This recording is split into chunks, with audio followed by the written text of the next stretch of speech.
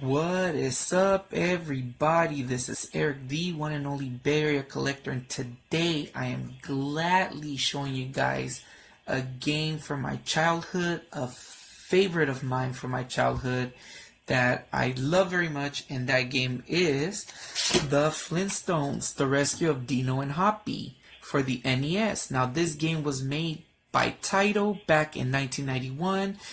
And it's basically loosely based on the cartoon series of the same name of the Flintstones, and it puts Fred out to rescue Dino and Hoppy from the evil scientist Dr. Butler, who's a scientist from the future. At the same time, the Great Gazoo, this little troublemaking guy, loses pieces of his time machine, and so Fred helps him out find pieces of the time machine so they can all rescue Dino and Hoppy. Now, this game is a 2D side-scrolling platformer.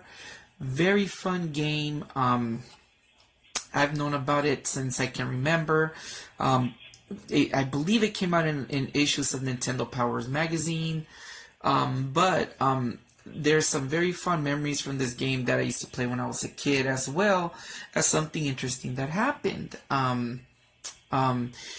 A long time ago, my mom wanted to get a gift for my little cousin at the time, and he had a Nintendo. And at the time I was a little bit jealous. I used to kind of mess with my little cousin. Nowadays, I apologize to my cousin. We get along great. Love him to death, my younger cousin. But at the time when we were kids, he was a few years younger than me. So my mom told me one day, she's like, I want to get a game for your cousin.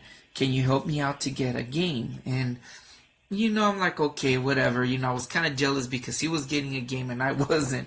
So then, when we went to San Leandro to Bayfair Mall back in the days where we had KB Toy Store, they had this game on sale for about it was really cheap. I would say $5 or $10. And I remember KB Toy Store used to have a little kiosk outside of KB Toys for people just specifically for games.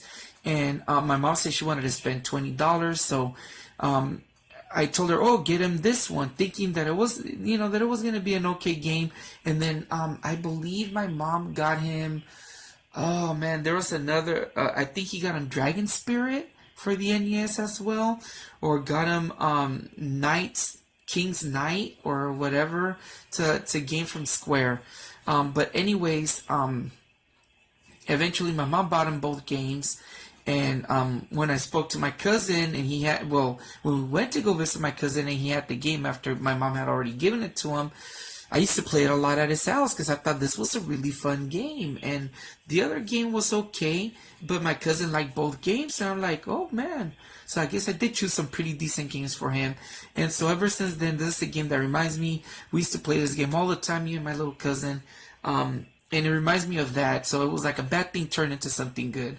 But going back to the game, 2D side-scrolling platformer, the only thing I don't like about the game is that I feel like Fred coasts a lot when he moves. He tends to glide, and the jumps you gotta be very careful because you gotta hang from ledges and such. And then the club, it takes a while to learn the controls. But all in all, this is a great game. So anyways, you guys, enjoy the little bit footage of a little bit of the gameplay of the game. A favorite of mine. Oh, and then one of the things is this is kind of like a when the Jetsons meet the Flintstones, because in a later stage he actually ends up meeting George Jetson. So I thought that was really cool, being that at the time when I was a kid, that was a very popular movie for us. The Jetsons meet the Flintstones, and it kind of shows George Jetson in a later level. Not to spoil so much the game, but yeah, and it's a very fun game. Highly recommended. You guys check out the gameplay. You guys won't regret it if you guys play it. This game, believe it or not, being that it's a title game, it's not really that. The last time I checked, it's not that much of an expensive game. I don't know about nowadays. It may go a little bit higher, but during the time that I got it, again, it didn't cost me a lot. I know the sequel, Surprise at Dinosaur Peak, is super expensive. One of the rarest games for the NES. But that I'll leave it for another day because I am planning on reviewing that one, believe it or not. But anyways, check out the gameplay. Hope you guys like it. This has been Erik, the Bear Collector. Peace out.